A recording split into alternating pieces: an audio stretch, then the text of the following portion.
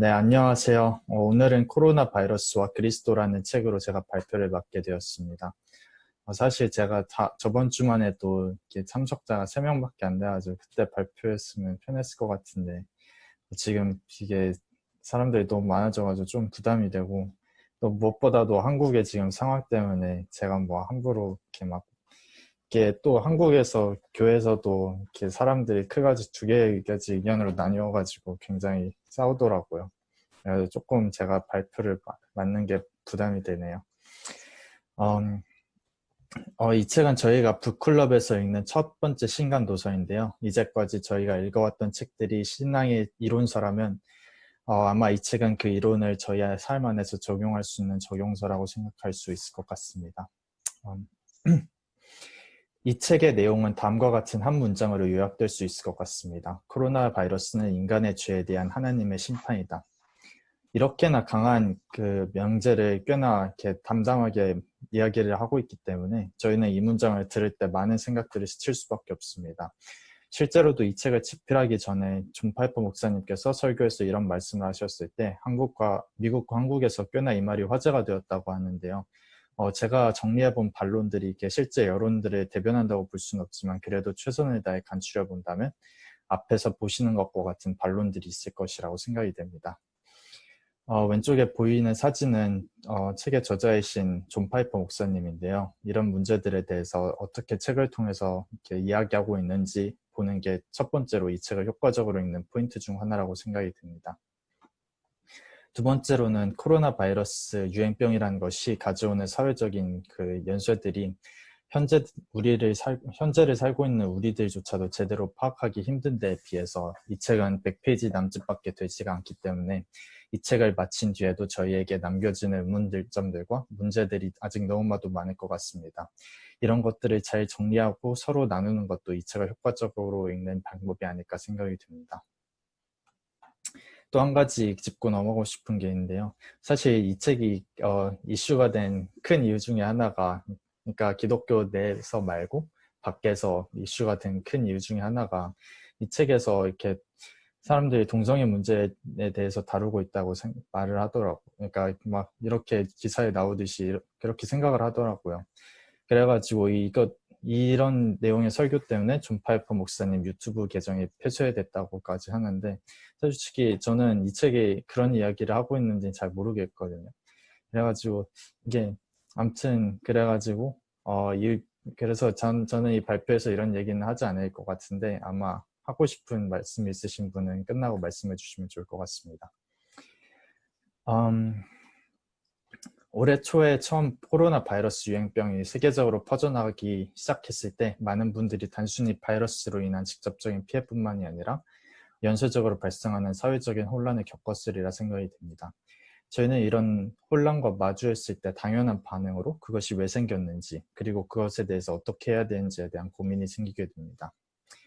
이 책은 특별히 신자된 우리들이 이런 가장 기본적인 질문들에 대해 어떻게 답을 해야 하는지 가장 기본적인 방향을 제시해주고 있다고 생각이 됩니다.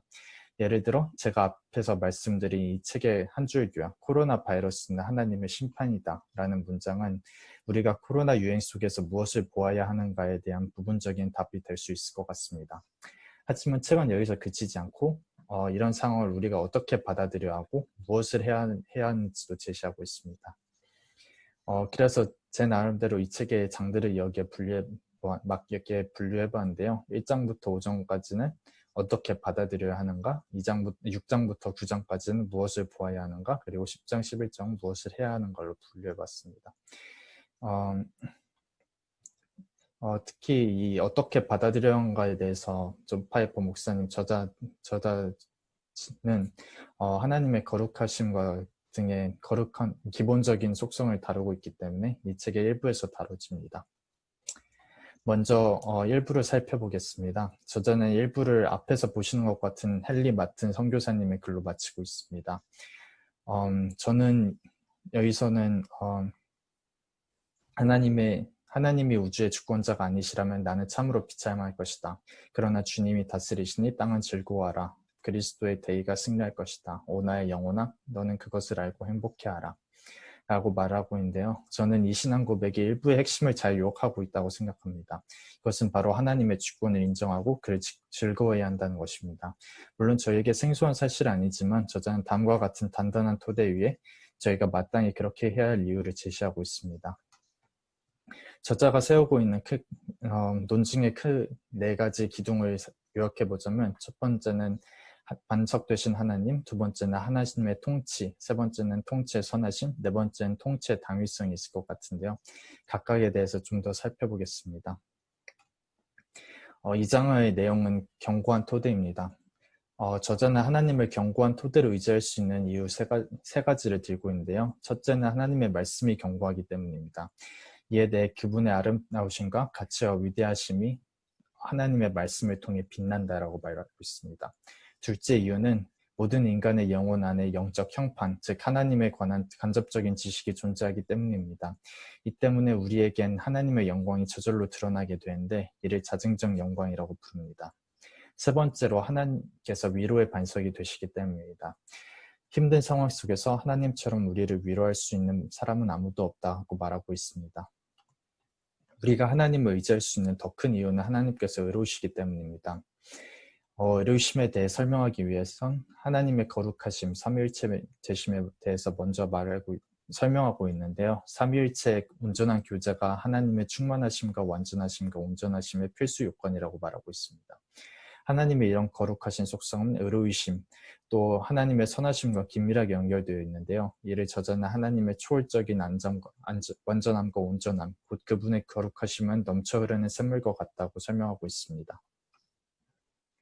한편으로는 하나님의 통치를 제대로 인식함을 통해 하나님의 반석되심, 의로우심을 아는 것과는 다른 차원으로 이 문제에 접근할 수 있게 됩니다. 먼저 책은 욥기에 주께서 못하실 일이 없으시면 무슨 계획이든 못 이루실 것이 없는 줄 아노니 라는 말씀과 에베소서의 말씀을 인용을 하고 있습니다. 말씀을 통해서 하나님의 통치의 범위와 그 절대성에 대해서 말하고 있습니다. 그 이후엔 바이러스 유행이 하나님이 주시는 혹독한 시련임을 말하면서 바이러스로 인해 우리에게 미치는 일들이 모두 하나님께서 결정하시는 대로 일어날 것을 강조하고 있습니다. 그렇기 때문에 우리는 당장 우리 앞에 닥치는 시련에 급급하기보단 하나님의 일하심을 있는 그대로 바라보며 그의 뜻에 집중해야 될 필요가 생기게 됩니다. 우리가 앞에서 논했던 하나님의 거룩하심, 의로우심, 선하심을 가정하고 또 욥의 지혜와 권능이 하나님께 있고 계략과 명철도 그에게 속하였나니 라는 신앙 고백을 생각할 때 우리에게 하나님의 통치하심은 좋은 소식이 될 수밖에 없습니다. 여기서 그치지 않고 하나님의 통치의 달콤함을 증명하는 성경 말씀은 충분히 더 있습니다. 여기 앞에서 보이시는 로마서 8장 말씀이나 8장 37절, 28절 말씀은 그 좋은 예가 될 것 같습니다. 이제 2부의 내용에 대해서 다뤄보겠습니다. 2부는 앞에서 말씀드렸듯이 우리가 하나님께서 바이러스로 하여금 역사하심에 있어서 우리가 보아야 하는 것과 우리가 해야 하는 것에 대해서 말하고 있습니다. 먼저 우리가 영적으로 바라보았을 때 유행병을 하나님의 심판으로 볼 수 있어야 합니다. 물론 이것은 특정 사람에 대한 심판도 되지만 또한 인간의 죄 전반에 대한 심판도 됩니다. 하나님께서 이런 심판을 통해 우리에게 메시지를 주시는데 우리는 이 메시지를 놓치지 않고 받아들여 세상 안에서 저희의 역할을 충분히 할 수 있어야 합니다. 먼저 이 책은 이 세상에서 피조물들이 겪는 모든 고난은 인간의 죄로 인함이라는 명제를 확실히 하면서 시작하고 있습니다. 이 사실은 피조물이 허무한데 굴복하는 것은 자기 뜻이 아니요 오직 굴복하게 하시는 이로 말미암음이라.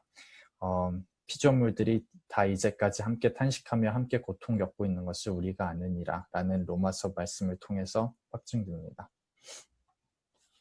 이렇게 인간의 죄를 통해 피조물들이 처하게 된 고통은 보통 피조물 일반에게 적용된다고 생각하지만 저자는 죄에 대해 이 세상에서 내려지는 심판이 특정 사람에게 적용되는 경우도 있다고 하면서 성경에 등장하는 예시를 듭니다. 이에 비해 누군가 유행병으로 인해 피해를 입는다고 해서 이것이 하나님의 징벌이라고 속단해서는 안 된다고 말하며 특히 그리스도인에게는 각각에게 주어지는 고난이 심판이 아니라 사랑의 책질이라고 말하고 있습니다. 8장과 9장은 모두 하나님께서 고난을 통해 어떤 메시지를 주시고 계신지에 대해서 말하고 있습니다. 물론 개개인에게 다른 메시지로 다가올 수도 있겠지만 가장 일반적으로는 이후의 유행병은 우리에게 고통은 그리스도께서 다시 오는 날을 대비하는 각성의 역할을 하는 동시에 우리가 그의 가치를 다시 돌아보며 삶을 바로잡게 하기 위함이라는 메시지라고 말하고 있습니다. 또한 저자는 일반적으로 우리에게 주어지는 고난은 세상에는 궁극적인 안정과 만족을 주는 것이 없다는 것을 일깨워 주시기 위해 주시는 것이라고 말하며 우리는 무한한 기쁨이 제공되었는데도 삶을 헛되이 낭비하는 어리석은 피조물이다 라는 C.S. 루이스의 말을 인용합니다. 10장은 하나님께서 이렇게 주시는 메시지에 대해 우리가 어떻게 반응해야 하는지에 대한 내용입니다. 책은 모든 것에 있어서 우리에게 귀감이 되는 초대 교회에서는 이런 전염병에 대해 어떻게 해야 했는지 돌이켜보고 있습니다. 로마 시대 당시 구제의 개념이 발달하지 않았을 때 다른 종교인들은 전염병으로부터 숨어버릴 때 초대 교회만이 나서서 구제 활동을 벌였다는 로드니 스타크의 연구서를 언급하고 있습니다. 이런 활동이야말로 기독교적 정신에 가장 부합한 행동이었는데 이는 예수님께서 우리에게 세상의 빛이 되라고 하신 말씀, 또 예수님께서 십자가에 달려 돌아가시사 우리를 의에 대해 살게 하셨다는 말씀을 떠올리게 합니다. 마지막 장인 11장에서 저자는 코로나 바이러스를 선교와 연결시키는 것은 이상한 것처럼 들릴 수 있다고 말하면서도 장기적으로 본다면 하나님께서 분명히 섭리를 준비하고 계실 것이라고 말하고 있습니다. 이를 보여주기 위해 두 가지 예시를 들고 있습니다. 첫 번째 예시는 초기 교회에서 유대인들이 맡았던 선교의 역할입니다. 유대인들은 이방인을 무시하는 전통이 있었기에 밖으로 나가 선교하려고 하지 않았지만 하나님께서는 순교와 박해를 통해 유대인을 세상에 흩어지게 만드셨고 결과적으로 그 박해는 선교에 도움이 되었다고 말하고 있습니다. 두 번째는 불가리아의 쿨리체프 목사님의 예시입니다. 그는 교회의 박해로 인해 감옥에 들어갔지만 그로 인해 더욱 자유롭게 사역할 수 있었다고 고백했습니다. 이와 같이 저자는 결과적으로 하나님께서 일하시는 방법은 인간의 방법과 다른 말합니다. 저자가 직접적으로 말을 하고 있진 않지만 우리 또한 이런 예시를 통해서 선교가 유축되고 있는 것처럼 보이는 이때 우리의 뜻을 내려놓고 하나님의 뜻을 잘 살릴 필요가 있음을 배울 수 있습니다. 이로써 제 발표를 마치겠습니다. 감사합니다.